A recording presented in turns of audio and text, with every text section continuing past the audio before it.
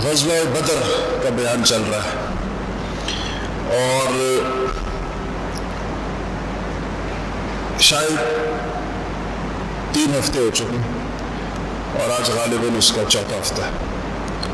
جیسے مجھے یاد پڑتا ہے۔ تو گزشتہ ہفتے بات یہاں تک پہنچی تھی کہ مشرکین اور مسلمان باہم صف آرا ہو گئے تھے، ایک دوسرے کے آمنے سامنے آ گئے تھے، اور نبی کریم صلی اللہ علیہ وسلم کے لیے چھپر عریش بنایا گیا تھا سیدنا سعد ابن معاذ رضی اللہ تعالی عنہ کے مشورے اور ان کی رائے پر، اور آپ صلی اللہ علیہ وسلم کی جانب سے دعاؤں کا سلسلہ اس موقع کے اوپر خصوصیت کے ساتھ جاری ہے۔ ایک واقعہ جو میں نے گزشتہ جمعے کے آخر میں کہا تھا کہ ایک اہم بات رونما ہوئی، وہ میں اگلے جمعے بتاؤں گا، وہ یہ تھی، شروع اسی سے کرتے ہیں، کہ ہر زمانے میں مختلف کاموں کے ماہرین ہوتے ہیں، تو اس دور کے اندر ظاہر بات ہے کہ ٹیکنالوجی نہیں تھی تو انسانی صلاحیتوں پر اعتماد کیا جاتا تھا، تو بعض لوگوں کی بڑی اہمیت ہوتی تھی، جیسے کہ کھوجیوں کی، جو لوگ کھوج لگاتے تھے، چوروں کا پیر دیکھتے تھے، اسی طرح اندازہ لگانے والوں کی، اسسمنٹس کرنے والوں کی، اور بعض لوگوں کو اس میں بڑا غیر معمولی اندازہ ہوتا تھا، جیسا کہ نبی کریم صلی اللہ علیہ وسلم نے مشرکین مکہ کی روزانہ کھانے کے لیے ذبح ہونے والے اونٹوں کی تعداد سے اس بات کا اندازہ لگا لیا کہ ان کی تعداد کتنی ہوگی۔ اس نے کہا، جس کو پکڑا گیا تھا اس نے کہا کہ ایک دن 9 اونٹ ذبح ہوتے ہیں اور دوسرے دن 10 اونٹ ذبح ہوتے ہیں، تو آپ نے فرمایا کہ یہ تعداد 900 سے لے کے 1000 کے درمیان۔ ہمارے ہاں دیہاتوں میں آپ نے دیکھا ہوگا، مہمانوں کی تعداد کا اندازہ لگا کر کتنی دیگیں پکانی ہیں، بعض لوگوں کو اس کا بڑا اچھا اندازہ ہوتا ہے، ان کو بلایا جاتا ہے شادیوں پہ خاص طور پر کہ اس بات کا بتائیں جی اتنے مہمان ہیں، اتنے بچے ہیں، اتنی عورتیں ہیں، تو کتنی دیگ لگے گی کھانے کی۔ تو یہ ایک ترتیب ہے۔ ایسے ہی ایک شخص تھا مشرکین کے لشکر میں، کافروں کے پاس، اس کا نام عمیر ابن وہب تھا۔ عمیر ابن وہب کو کسی جنگ سے پہلے لشکر کا اندازہ کرنے اور یہ لوگ، ان لوگوں کے لیے کتنے لوگ کافی ہو جائیں گے، ان کے جذبات کیسے ہیں، مورائل کیسا ہے، لڑنے کی صلاحیت کیسی ہے، اس چیز کے اندر اس کو بہت اندازہ اس کا بہت درست تھا۔ تو اسی طرح تعداد کا اندازہ بھی۔ تو قریش نے، مشرکین مکہ نے عمیر ابن وہب کو بھیجا کہ جاؤ مسلمانوں کے لشکر کا اندازہ لگا، افراد کتنے ہیں، اسلحہ کتنا ہے، تلواریں کتنی ہیں، زرہیں کتنی ہیں۔ تو وہ گیا اور اس نے ایک نگاہ دیکھا مسلمانوں کے لشکر کو، اور اتنا ایکوریٹ اندازہ لے کر آیا کہ اس نے آ کر قریش سے کہا کہ 300 کے لگ بھگ لوگ ہیں۔ یہ 313 تھا، اس نے کہا 300 کے لگ بھگ لوگ ہیں سارے کے سارے، لیکن مجھے یقین نہیں آ رہا کہ یہ 300 لوگ جس ساز و سامان کے ساتھ میں نے دیکھا ہے، ظاہر اسے دیکھ لیا ہوا کہ تلواریں نہیں ہیں، گھوڑے نہیں ہیں، زرہیں نہیں ہیں، تو اس نے کہا کہ مجھے یقین نہیں آ رہا کہ یہ لوگ اتنے افراد، اتنے صرف سامان کے ساتھ اس لشکر جرار کے مقابلے میں آ چکے ہیں۔ یہ کوئی ان کی پلاننگ ہو سکتی ہے، کوئی اسٹریٹجی ہو سکتی ہے، کوئی منصوبہ بندی ہو سکتی ہے کہ سامنے 300 لوگ رکھے ہیں اور پہاڑوں کے پیچھے انہوں نے باقی لشکر چھپایا ہوا تاکہ ہم بے خوف ہو کر ان کے ساتھ مقابلے پر اتر آئیں، اور یہ اس کے بعد پہاڑوں کے پیچھے والے لوگ جو ہیں وہ بھی نکل آئیں۔ تو اس لیے مجھے ذرا اندازہ لگانے دو کہ میں ذرا ایک اور لمبا راؤنڈ لے کر آتا ہوں اور میں دیکھتا ہوں کہ انہوں نے اور کہاں کہاں بندے بٹھائے ہیں۔ تو انہوں نے کہا کہ ٹھیک ہے، چلا گیا۔ جانے کے بعد جب وہ سارا چکر لگا کر واپس آیا تو اس نے کہا کہ اور تو کوئی نہیں ہے، یہی لوگ ہیں جتنے وادی کے اندر نظر آ رہے ہیں۔ اس نے کہا کہ لوگ تو یہی ہیں، اور لیکن میں نے قریش جو میں نے منظر دیکھا ہے، ان کی آنکھوں میں جو کچھ میں نے دیکھا ہے، اور ان کے جو جذبے مجھے نظر آ رہے ہیں، اور ان کو جو کیفیت مجھے نظر آ رہی ہے، یہ لوگ تمہاری موت کو اپنے اونٹوں کے اوپر باندھ کر اپنے ساتھ لائیں، اور یہ اس وقت تک اس میدان سے نہیں جائیں گے، یہ 300 لوگ، کہ جب تک یہ اپنے مقابل کو نہ مار دیں یا یہ خود نہ مر جائیں۔ ان کی واپسی اس کے بغیر نہیں ہوگی۔ تو اس کا کہنے کا مقصد یہ تھا کہ اگر یہ 300 لوگوں نے شکست کھائی بھی تو یہ کم سے کم تمہارے 300-400 بندے مار کے شکست کھائیں گے، تو تمہیں اس فتح کا کیا مزہ آئے گا جس کے اندر تمہارے 300-400 بندے چلے جائیں گے۔ تو اس نے پھر اپنا مشورہ دیا کہ میری رائے یہ ہے کہ تم لوگ اس جنگ کے بارے میں پھر سے سوچو، اور اگر کوئی صورت نکلتی ہے اس جنگ کو بغیر جنگ کیے واپسی کی تو لوٹ جاؤ واپس۔ یہ بات جب اس نے کہی تو جو سلیم الفطرت لوگ تھے نا قریش کے اندر، ان کے دل کو یہ بات بڑی لگی، مشرکین کے لشکر۔ سب سے پہلے حکیم ابن حزام نے کہا کہ بات درست ہے اس کی۔ حکیم تو بعد مسلمان بھی ہو گئے فتح مکہ کے موقع پر، اور یہ عجیب آدمی تھے رضی اللہ عنہ کہ ان کو نبی کریم صلی اللہ علیہ وسلم سے ہمیشہ ہی محبت رہی، حتیٰ کہ اپنے سارے کفر کے زمانے میں بھی حضور سے محبت رہی ہے۔ حضرت خدیجہ کے بھتیجے تھے، خدیجہ الکبریٰ کے، اور ان لوگوں میں سے تھے جو 3 سال جو محاصرہ رہا شیب ابی طالب میں مسلمانوں کا، تو یہ اس دوران اپنی پھوپھی کے پاس کھانے پینے کا سامان پہنچاتے رہے۔ اس میں ان کے ابو جہل کے ساتھ کوئی جھڑپ بھی ہوئی، اور اس کا ذکر میں نے کیا تھا جب شیب ابی طالب سے ہم گزر رہے تھے، بات کر رہے تھے اس کے بعد۔ تو حکیم نے کہا کہ اس کی بات درست ہے، ہمیں اس جنگ کا کوئی فائدہ نہیں ہے۔ اس نے سوچا کہ میں اپنے یہ خیالات کس کے ساتھ شیئر کروں، کون ایسا اور بندہ ہے اس لشکر کے اندر۔ ابو جہل کے ساتھ تو بات نہیں ہو سکتی تھی، وہ تو ویسے ہی جہالت کا باپ تھا، اور اس کی تو موت آئی ہوئی تھی ویسے بھی۔ تو ان کو جو دوسرا سمجھدار آدمی لگا اس لشکر کے اندر جس سے بات ہو سکتی تھی، وہ عتبہ بن ربیعہ تھے۔ عتبہ اور شیبہ 2 بھائی تھے، ربیعہ کی اولاد تھے۔ یہ وہی دونوں ہیں جن کے باغ میں نبی کریم صلی اللہ علیہ وسلم نے طائف کے اندر آرام فرمایا تھا، اور جن کے غلام عداس نے حضور اکرم صلی اللہ علیہ وسلم کے ہاتھ پر ایمان لایا تھا اس وقت ہی۔ تو یہ دونوں، ان میں سے جو عتبہ تھا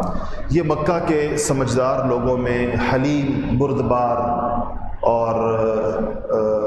ایسے لوگوں میں شمار ہوتا تھا جو جن سے ایسے موقع پر کوئی بات کی جا سکتی ہے۔ تو حکیم عتبہ کے پاس آئے، اور حکیم نے عتبہ سے کہا کہ عتبہ، کیا آپ یہ نہیں چاہتے کہ آپ ایک ایسا کارنامہ انجام دے دیں کہ جب بھی قریش کی تاریخ میں آپ کا ذکر کیا جائے تو خیر اور بھلائی کے ساتھ ذکر کیا جائے، آپ کو قوم کا ایک خیر خواہ سمجھا جائے ہمیشہ۔ تو اس نے کہا کیوں نہیں، ایسا کام میں کیوں نہیں چاہوں گا کہ میں کروں۔ تو حکیم ابن حزام نے کہا کہ یہ جنگ ٹال دیں کسی صورت کے اندر، یہ جنگ نہ ہونے دیں، اور کسی طرح اپنے اس لشکر کو، ہم جو 1000 لوگ ہیں، ہمیں عافیت کے ساتھ مکہ لے جائیں واپس بغیر کسی جنگ کے۔ آپ تاریخ میں ہمیشہ کے لیے امر ہو جائیں گے قریش کی تاریخ میں اگر آج کی یہ مصیبت آپ نے ٹال دی تو۔ اور اس سے پہلے ایک قتل ہوا تھا مشرکین کا، مسلمانوں نے جو پچھلے، جو میں نے بتایا نا بدر سے پہلے جو 8 غزوہ اور سرایا ہوئے، ان میں ایک مشرک قتل ہوا تھا، عمرو ابن حضرمی۔ تو اس کا خون بھی ایک بہانہ تھا بدر کا کہ وہ ایک مشرک مارا گیا، ہم اس کے بدلہ لینے کے لیے آئے۔ اس عمر کے رشتہ دار بھی اس لشکر میں موجود تھے، ان کو بھی ابو جہل لایا تھا کہ تم اپنے بھائی کا اور اپنے بھتیجے کا بدلہ لو۔ تو حکیم ابن حزام نے ایک اور بڑا اچھا مشورہ دیا اور عتبہ سے کہا کہ آپ ایسا کریں کہ جو عمر جس کا قتل مسلمانوں پر ہے اور اس کے بدلے کا بھی ایک جذبہ ہے ہمارے لشکر کے اندر، اس کا خون بہا آپ اپنے ذمے لے لیں، آپ کہیں کہ اس کے پیسے میں ادا کر دوں اس کے بھائیوں کو، تو اس سے یہ ہوگا کہ ان کا جذبہ بھی ہو جائے گا اور یہ جنگ ٹل جائے گی۔ اب یہ بڑی حکمت کی بات تھی بظاہر۔ تو عتبہ آئے اور انہوں نے آ کے لشکر سے خطاب کی، مشرکین کے لشکر سے، تو انہوں نے کہا کہ دیکھو یہ جنگ جو ہم کرنے جا رہے ہیں یہ کس لیے ہے؟ ہم تو نکلے تھے اپنے تجارتی قافلے کی حفاظت کے لیے، وہ تجارتی قافلہ بچ بچا کر مکہ کے قریب پہنچ چکا ہے، یہاں سے نکل گیا ہے، ہمارا مقصد ایک تو وہ پورا ہو گیا، دوسرا یہ کہ ہم جنگ کس سے کرنے جا رہے ہیں، ہمارے سامنے کون کھڑا ہے؟ تو ہمارے سامنے ہمارے سگے بھائی، ایک بھائی اس لشکر میں، دوسرا اس لشکر میں، چچا بھتیجا، ماموں بھانجا، چچا کے بیٹے دونوں طرف، تو ہم تو آپس میں کھڑے ہیں سارے کے سارے۔ تو اگر ہم نے یہ جنگ جیت لی تو کس کو قتل کر کے جیتیں گے؟ اپنے چچا زاد بھائیوں کو، اپنے چاچوں کو، کسی کا باپ، کسی کا بھائی، کسی کا بیٹا، ہم ان کی لاشوں کے اوپر جنگ جیتیں گے، تو ہمیں کیا ضرورت ہے ان سے جنگ کرنے کی؟ آسان بات یہ ہے کہ ہم محمد کو صلی اللہ علیہ وسلم ان کو چھوڑ دیں، ان کا مقابلہ کرنے دیں باقی عرب قبائل کے ساتھ، ہم کیوں لڑیں ان کے ساتھ؟ ان کو لڑنے دیں، ان کو اپنا کام کرنے دیں، جب وہ اپنا کام کریں گے تو ان کی جنگ آئے گی باقی عرب قبائل کے ساتھ، ان کے ساتھ ان کی جنگ ہونے دیں، اگر وہ عرب قبائل غالب آ گئے تو بھی ہمارا کام ہو جائے گا، ہم چاہتے ہیں کہ ان کی دعوت ختم ہو جائے تو ان کی دعوت ختم ہو جائے گی، اور اگر یہ غالب آ گئے سارے عربوں کے اوپر تو بھی ہماری عزت ہے، ہمارے چچا کا بیٹا ہے،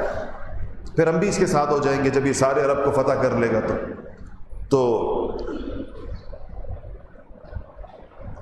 کہا کہ میری یہ نصیحت ہے، عتبہ نے کہا۔ تو اچھا، سارے لشکر پر اس بات کا اثر ہو گیا۔ ابو جہل اس وقت نہیں موجود تھا وہاں پر، حکیم کہتے ہیں، حکیم بن حزام کہتے ہیں کہ عتبہ نے میں نے کہا کہ اصل تو ابو جہل لیڈر تو وہ ہے، تو آپ میری یہ بات جا کر اس سے بھی آپ کریں، حکیم بن حزام کریں۔ تو حکیم کہتے ہیں کہ میں گیا تو ابو جہل زرہ پہن رہا تھا، میں نے اسے جا کر کہا کہ عتبہ کی یہ رائے ہے، اور انہوں نے اس کے اوپر لشکر سے جب بات کی ہے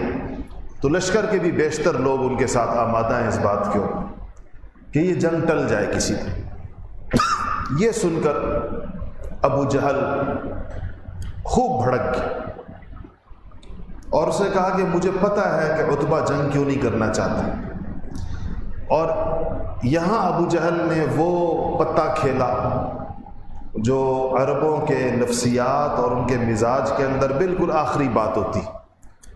یعنی اس نے عتبہ کے لیے کوئی رستہ نہیں چھوڑا۔ اس نے کہا کہ عتبہ جنگ اس لیے نہیں کرنا چاہتا کہ اس کا بیٹا ابو حذیفہ سامنے والے لشکر کے اندر مسلمانوں کا ساتھی ہے، وہ صحابی تھے، حضور کے اوپر ایمان لے آئے تھے، بہت شروع میں ایمان لے آئے، تو کہا کہ عتبہ کو اپنے سامنے والے لشکر میں موجود اپنے بیٹے کی موت نظر آ رہی ہے ہمارے ہاتھوں، اس لیے یہ اس جنگ کو ٹال رہا ہے۔ اب یہ بات جب عتبہ کو پہنچی تو آپ کو پتہ ہے کہ یہ انسان، اب وہ انسانی غیرت کے کہ جی اپنے ذاتی مفاد کے لیے گویا کہ عتبہ جنگ ٹال رہا ہے،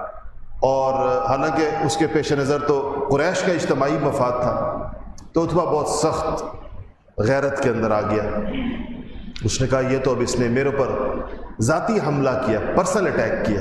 کہ میری باعث جنگ نہ کرنے کا یہ کہ مجھے اپنے بیٹے کی جان عزیز ہے جو مسلمانوں کے ساتھ ہے،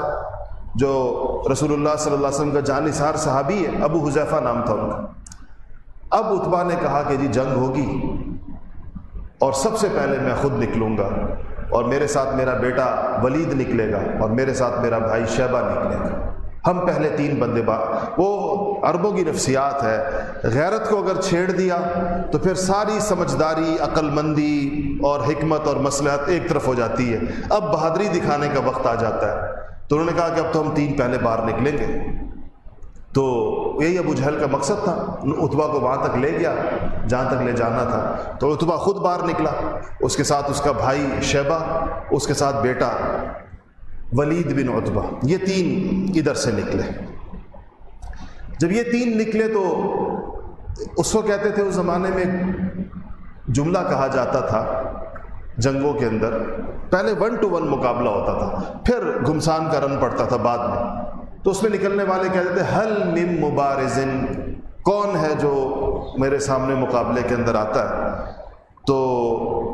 جب یہ اس نے کہا تو 3 انصاری مقابلے کے اندر نکلے رسول اللہ صلی اللہ علیہ وسلم کی جانب سے، 2 بھائی عوف اور معوذ، یہ دونوں میں نے بتایا تھا کہ یہ حضرت سیدہ عفرا رضی اللہ تعالیٰ عنہا کے بیٹے تھے، اور یہ وہ صحابیہ ہیں جن کے 7 بیٹے بدر کے میدان میں رسول اللہ کے سپاہی تھے، اور یہ اعزاز صرف انہی کو حاصل ہے تاریخ اسلام کے اندر۔ خنسا کے 4 بیٹے تھے نا، 7 بیٹے رسول اللہ کے سپاہی میدان بدر کے اندر جس کے کھڑے تھے وہ حضرت سیدہ عفرا رضی اللہ تعالیٰ عنہا تھی۔ تو یہ 2 بھائی وہ تھے، اور تیسرے جو تھے وہ حضرت عبداللہ ابن رواحہ مشہور انصاری صحابی ہیں۔ تو چونکہ وہ ہیلمٹ نما چیز پہنی ہوتی تھی، نہیں تو وہ جس کو ڈھاٹا کہتے ہیں وہ باندھا ہوتا تھا جنگ میں، تو انسان پہچانا نہیں جاتا تھا کون،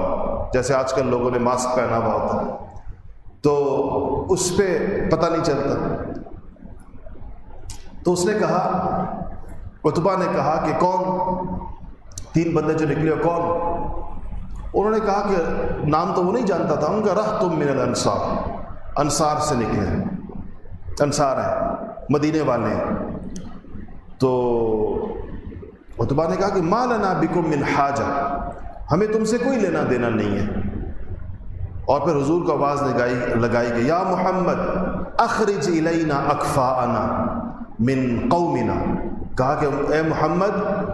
ہمارے اس مقابلے کے اندر ہمارے جوڑ کے، ہماری برابری کے لوگ نکالو جو ہماری قوم میں سے، قریش میں سے لوگ نکالو۔ اور اکفانا کا مطلب ہوتا ہے کف ہمارے ساتھ برابر ہو، یعنی جس طرح ہم قریش کی لیڈرشپ ہے اور بڑے لوگ ہیں، آپ بھی اپنے مقابل اسی جوڑ کے لوگ باہر نکالیں، یہ مدینے والوں سے ہم نہیں لڑیں گے پہلے۔ تو جب انہوں نے یہ کہا تو حضور نے کہا کھڑے ہو جاؤ حمزہ،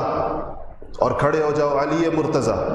اور کھڑے ہو جاؤ ابو عبیدہ، اپنے چچا کے بیٹے کو کہا، 2 چچا کے بیٹے اور 1 سگے چچا۔ تو حضور نے کہا تینوں آؤ، وہ تینوں آئے، انہوں نے بھی، ان کے بھی وہ تھے۔ تو پھر عتبہ نے پوچھا کون، اب کون آیا؟ تو انہوں نے کہا کہ حمزہ، دوسرے نے کہا کہ علی، تیسرے نے کہا کہ ابو عبیدہ۔ تو اس پر عتبہ نے کہا کہ ہاں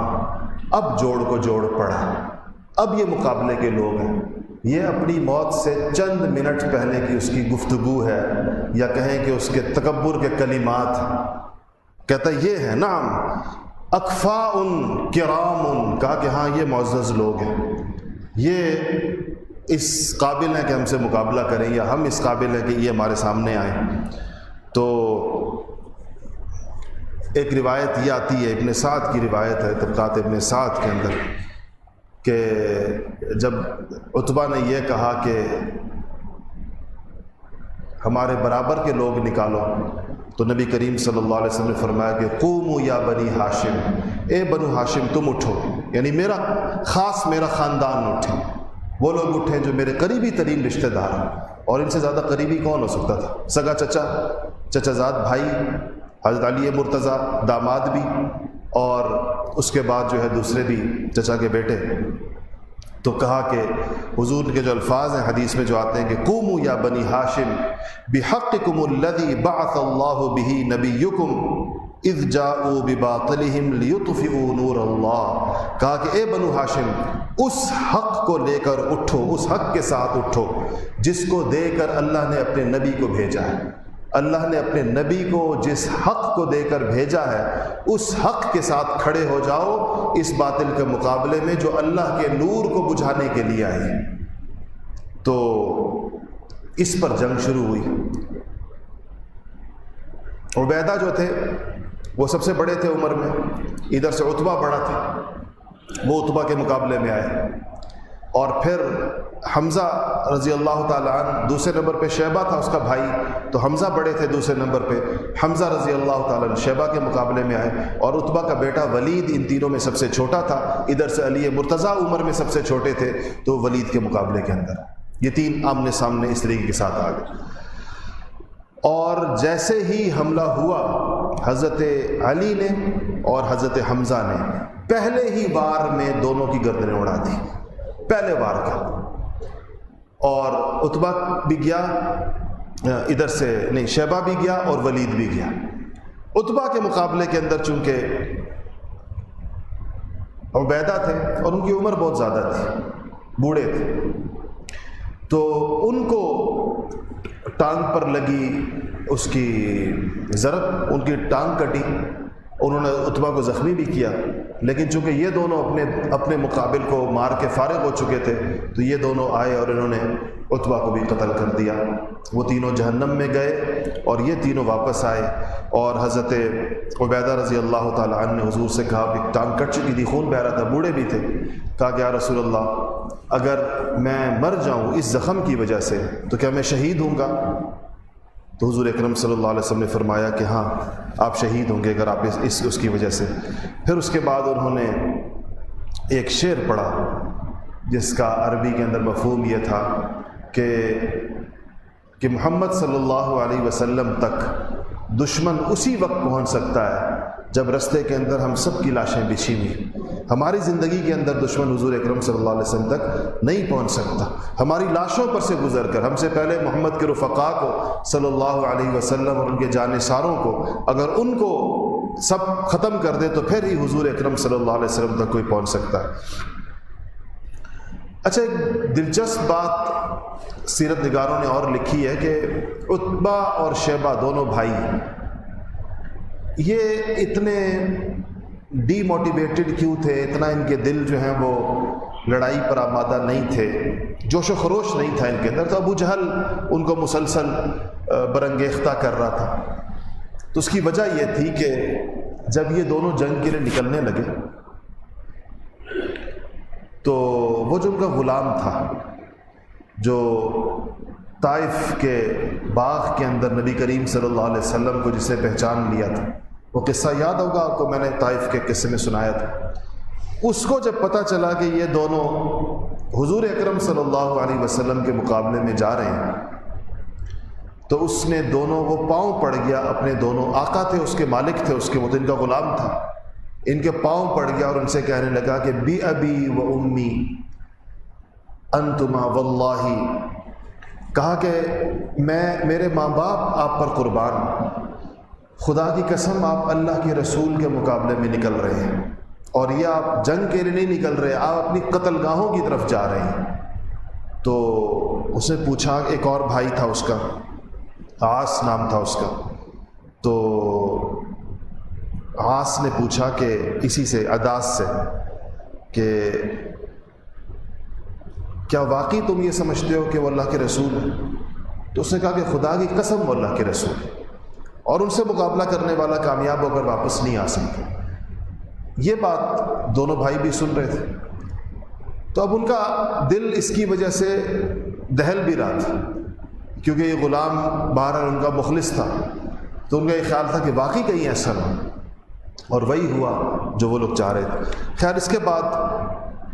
جنگ، جب یہ 1 to 1 مقابلے کے بعد جو گھمسان کا رن پڑتا ہے، سارے ایک دوسرے میں جو لشکر گتھم گتھا ہو جاتا ہے، اس کے بعد وہ والی جنگ شروع ہو گئی۔ نبی کریم صلی اللہ علیہ وسلم اپنے عریش میں تشریف لے کے دوران جنگ، اور آپ نے نماز کے لیے آپ کھڑے ہو گئے، 2 رکعت نماز آپ نے پڑھی، اور پھر آپ نے کہا اللہ تعالیٰ سے وہ اپنی دعا کی، اور کہا کہ یا اللہ آپ نے جو مجھ سے وعدہ کیا تھا کہ ایک لشکر پر تمہیں ضرور فتح دوں گا، یا اللہ اپنے اس وعدے کو پورا فرمائیے، اس لشکر کے اوپر ہمیں فتح دیں۔ اور پھر وہ دعا بھی آپ نے کی کہ جو آپ نے کہا کہ یا اللہ یہ ایک مختصر سی جماعت ہے، اگر آج یہ جماعت ختم ہو گئی تو یا اللہ تیری عبادت کرنے والا دنیا کے اندر کوئی نہیں رہے گا. یہ تیرے عبادت گزاروں کا یہی ایک مختصر سا قافلہ ہے. اور یہ نبی کریم صلی اللہ علیہ وسلم کی گویا کہ 15 سال کی محنت کا خلاصہ تھا جو اس وقت میدان جنگ کے اندر موجود تھا. نبوت کے دن سے لے کر اس دن تک آپ نے جو محنت فرمائی تھی یہ وہی لوگ تھے جو اس وقت آپ کے سامنے تھے. اور اس کے بعد پھر وہ دعا میں نے جس کا ذکر پچھلے جمعے میں کیا تھا کہ آپ ہاتھ اٹھاتے رہے، آپ کی چادر گر جاتی تھی. سیدنا ابوبکر صدیق نے کہا کہ یا رسول اللہ بہت ہو گیا، خدا کی قسم اللہ جل شانہ نے آپ کے سن لیا. حسبک فقد الححت علی ربک، آپ نے بہت زاری کر لی اللہ کے سامنے، ابوبکر صدیق نے کہا. پھر جبرائیل امین آئے اور انہوں نے آپ سے کہا کہ یا رسول اللہ آپ ایک مٹھی اٹھائیں مٹی کی، ریت کی جو بدر کے میدان میں تھی، اور آپ اس کو اٹھا کر یوں پھینکیں اور فرمائیں شاہت الوجوہ، کہ ان سب کے چہرے جو ہیں وہ خاک آلود ہو جائیں. حضور اکرم صلی اللہ علیہ وسلم نے جبرائیل کے کہنے کے اوپر مٹی اٹھائی اور اس کے بعد آپ نے جو ہے وہ پھینکی. اور جیسے ہی آپ نے وہ مٹی جو ہے وہ پھینکی تو ان سب کے اس کے اندر پڑی. اسی دوران ان کے اوپر آنکھیں وہ ہوئیں. اس دوران آسمان سے فرشتوں کا نزول شروع ہوا. اور صحابہ کرام رضوان اللہ تعالی علیہم فرماتے ہیں کہ ہم نے خود ایسے لوگوں کو دیکھا کہ جو ہمارے ساتھی نہیں تھے اور وہ جو ہے وہ جنگ کے اندر باقاعدہ لڑ رہے تھے. اور صحابہ کہتے ہیں کہ جب ہم نے بعد میں مقتولین کو شمار کیا تو ہم اپنے قتل شدہ لوگوں کو اور فرشتوں کے قتل شدہ لوگوں کو الگ الگ پہچان رہے تھے، کیونکہ جو فرشتوں کے قتل شدہ لوگ تھے ان مقتولین کی شکل اور ہوتی تھی اور ہمارے تلواروں سے جو لوگ قتل ہوتے تھے ان کی شکل اور ہوتی تھی. اس میں پہلے 1000 فرشتے اترے، پھر 3000 اترے اور پھر 5000 فرشتے اترے. اچھا، یہ جب اترے تو بعض روایتوں سے پتہ چلتا ہے کہ ان فرشتوں نے 3 قسم کی روایتیں ہماری. بعض روایتوں میں ہے کہ ان فرشتوں کے جو امامے تھے، جو پگڑیاں باندھی ہوئی تھیں، وہ سیاہ رنگ کی تھی، کالے رنگ کی پگڑی پہنی تھی. بعض روایتوں میں آتا ہے کہ وہ سفید رنگ کی پگڑی پہنی. بعض روایتوں کے اندر آتا ہے کہ وہ زرد رنگ کی پگڑی تھی. اور اس کے روایت میں آتا ہے کہ اس پگڑی، اس کو شملہ کہتے ہیں پگڑی کا، تو انہوں نے اپنے دونوں مونڈوں کے درمیان شملہ بھی چھوڑا ہوا تھا پگڑی کا. ایک پگڑی ہوتی بغیر شملے والی، شملے والی پگڑیاں پہنی ہوئی تھی اور ان کے مونڈوں، اس کو مونڈے ہوتے ہیں نا، مونڈوں کے درمیان ان کو نے شملے چھوڑے ہوئے تھے. اچھا، اس کے بعد یہ جب آئے تو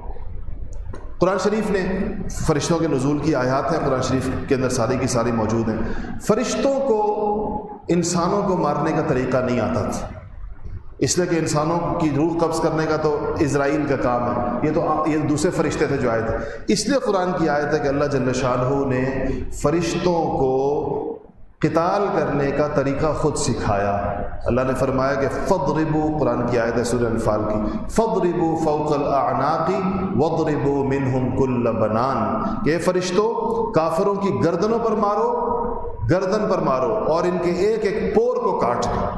یہ اللہ جل شانہ کا حکم ہے جو ان کو ہوا. تو وہ کہتے ہیں کہ صحابہ کہتے ہیں کہ جو ہم نے فرشتوں کے مقتول جن کو فرشتوں نے مارا تھا اس طرح پہچانے کہ ان کی گردنوں پر سیاہ نشان تھے اور ان کے پوروں پر سیاہ نشان تھے. وہ جو اللہ کا حکم تھا کہ ان کو گردنوں پر مارو اور پوروں پر مارو. صحیح مسلم میں حضرت ابن عباس رضی اللہ تعالیٰ عنہ سے ایک روایت ہے اس فرشتوں کے قتال کے بارے میں کہ ایک مسلمان مجاہد جنگ بدر کے اندر ایک مشرک کے پیچھے بھاگ رہے تھے اور ابھی انہوں نے اپنی تلوار نہیں اٹھائی تھی اور وہ مسلمان صحابی پیچھے تھا. انہوں نے تلوار ابھی فضا میں بلند نہیں کی تھی کہ ان کو ایک گھوڑے کی آواز آئی، جیسے گھوڑا قریب سے آتا ہے، اور اس کے بعد ایک آواز آئی کہ کوئی کہہ رہا ہے کہ اے حیزوم آگے بڑھو. اور یہ حیزوم حضرت جبرائیل کے گھوڑے کا نام ہے. اس کے بعد کہتے ہیں کہ میں نے دیکھا تو ایک مجھے، جیسے آپ نے کبھی کوڑے کی ایک سڑاپ سی آواز آتی ہے نا، کوڑے کی جب فضا کے اندر کوڑا مارا جاتا ہے، کہتے مجھے اس طرح کی ایک آواز آئی اور میں نے دیکھا کہ وہ مشرک سامنے چت زمین کے اوپر پڑا ہوا ہے اور اس کی ناک اور اس کا چہرہ جو ہے وہ کوڑے کی ضرب سے پھٹ گیا ہے مکمل طور. گویا کہ یہ جبرائیل امین کی ضرب تھی، کیونکہ جبرائیل کے گھوڑے کا ذکر ہے کہ جس سے وہ اس سے آگے جا کر پڑ گیا تھا. تو اس انصاری صحابی نے اپنا یہ مشاہدہ نبی کریم صلی اللہ علیہ وسلم کو آگے ذکر کیا کہ رسول اللہ میں نے تو یہ دیکھا کہ میں نے بھی اس کو نہیں مارا تھا کہ یہ آواز آئی اور آواز کے بعد ایک کوڑے کی آواز آئی، جیسے کوڑا ہوا کے اندر آتا ہے، اور وہ سامنے اپنا اس کا چہرہ پھٹا پڑا تھا۔ رسول اللہ صلی اللہ علیہ وسلم فرمایا کہ تو نے سچ کہا، جو تو نے دیکھا یہ تو نے صحیح دیکھا، اور یہ آسمان سے امداد تھی جو تیرے لیے اللہ جل شانہ نے اتاری کہ تیری بجائے فرشتہ وہ کرے۔ اور حضرت ابن عباس ایک اور روایت بھی فرماتے ہیں کہ نبی کریم صلی اللہ علیہ وسلم نے بدر کے دن فرمایا، نبی کریم دیکھ رہے تھے شاید ان کو بہت واضح، تو آپ نے فرمایا کہ یہ جبرائیل ہے اپنے گھوڑے کی لگام تھامے ہوئے اور سامان جنگ یعنی جنگ کا پورا سامان پہنے ہوئے یہ اتر گئے میدان کے اندر، جبرائیل امین فرشتوں کی فوج کے ساتھ۔ یہ بدر واحد موقع ہے جس کے اوپر فرشتے جنگ کے لیے اترے۔ حنین کے اندر اور موقعوں پر بھی فرشتوں کا اترنا ثابت ہے، لیکن لڑنا ثابت نہیں ہے۔ لڑائی جو فرشتوں کی ثابت ہے، قتال کرنا فرشتوں کا، باقاعدہ جنگ کے اندر حصہ لینا، یہ صرف بدر کے اندر ہے۔ اور اس کی وجہ یہ سمجھ میں آتی ہے، مسئلہ اللہ بہتر جانتا ہے، کہ بدر میں مسلمانوں کے پاس اسباب انتہائی کم تھے۔ باقی جنگوں کے اندر آپ تناسب دیکھیں گے تو کسی نہ کسی درجے کے اندر جب میدان میں آ جاتے تو کوئی نہ کوئی شکل اس کی بنتی تھی۔ بدر میں چونکہ مسلمان تعداد میں بھی کم تھے اور اسباب میں بھی بہت زیادہ کم تھے، سامان جنگ نہیں تھا مسلمانوں کے پاس، اس لیے اللہ تعالیٰ کی مدد اور نصرت کی شکل کچھ اور ہوئی ہے، اور یہ ہمیشہ کے لیے اللہ جل شانہ کا وعدہ ہے مسلمانوں سے۔ وہ اقبال کا مشہور شعر ہے کہ فضائے بدر پیدا کرو تو آج بھی فرشتے آسمان سے اتر سکتے ہیں، بشرطے کہ فضائے بدر پیدا کرو۔ اس فضا کے اندر اگر انسان ہو، ہر موقع پہ اللہ کے مجاہدین نے، آپ کبھی دیکھیں گے افغانستان میں جہاد ہوا روس کے خلاف، امریکہ کے خلاف، آپ کبھی ان مجاہدین سے پوچھیں کہ انہوں نے کیسے اللہ تعالیٰ کی مدد اور نصرت کے کرشمے میدان جہاد کے اندر دیکھے۔ اتنی بڑی بڑی سپر پاورز کو شکست دینا اسباب کی دنیا کے اندر تو ممکن نہیں ہے، تو اللہ کی مدد اور نصرت سے ہی ممکن ہے۔ اور ان مجاہدین نے افغانستان میں پہلے روس کو اور اس کے بعد امریکہ کو جس قسم کی شکست سے دوچار کیا، انہوں نے مناظر دیکھے کہ تھوڑے لوگ کیسے زیادہ کے لیے کافی ہو جاتے ہیں، کم اسباب کے ساتھ کیسے زیادہ اسباب والوں کا مقابلہ ہوتا ہے۔ ایمان کا مقابلہ جب ٹیکنالوجی کے ساتھ آ جائے کہ ایک کے ہر قسم کی ٹیکنالوجی ایک لشکر کے پاس ہے، ہر قسم کی چیز ان کے پاس ہے، اور دوسروں کے پاس صرف ایمان ہے اور اللہ اور اس کے رسول کے اوپر ان کا یقین ہے اور اللہ کے لیے جان نچھاور کرنے کا جذبہ ہے، تو اللہ جل شانہ پر کیسی مدد اور کیسی نصرت دکھاتے ہیں، یہ وہ لوگ جانتے ہیں جو میدان کے لوگ ہیں۔ جن لوگوں کو اس کا عملی تجربہ ہے وہ اپنے واقعات بتاتے بھی رہتے ہیں، لکھتے بھی رہتے ہیں، لوگوں نے سنے بھی ہیں، ہم نے بھی سنے بہت سارے۔ تو اس سے پتہ چلتا ہے کہ یہ جو جہاد کے میدان میں اللہ تعالیٰ کی نصرت ہے، اللہ کی مدد آسمانوں سے اتارنے کا جو سب سے بڑا ذریعہ ہے وہ میدان جہاد، کیونکہ وہاں مسلمان اور کافر بالکل آمنے سامنے آ جاتے ہیں، اور عموماً ایسا ہوا ہے کہ مسلمانوں کے اسباب کم ہوتے ہیں، مسلمانوں کے پاس تعداد کم ہوتی ہے، کیونکہ مسلمان کا بھروسہ اسباب پر نہیں ہوتا، وہ تو اللہ کے لیے نکلا ہوتا ہے، اور کافر کسی اور کام کے لیے نکلا ہوتا ہے، ظاہر بات۔ ادھر پھر اللہ جل شانہ اپنی قدرتوں کے کرشمے دکھاتے ہیں۔ انشاءاللہ اس سے آگے اگلے ہفتے کے واقع دعوانا الحمدللہ رب العالمین۔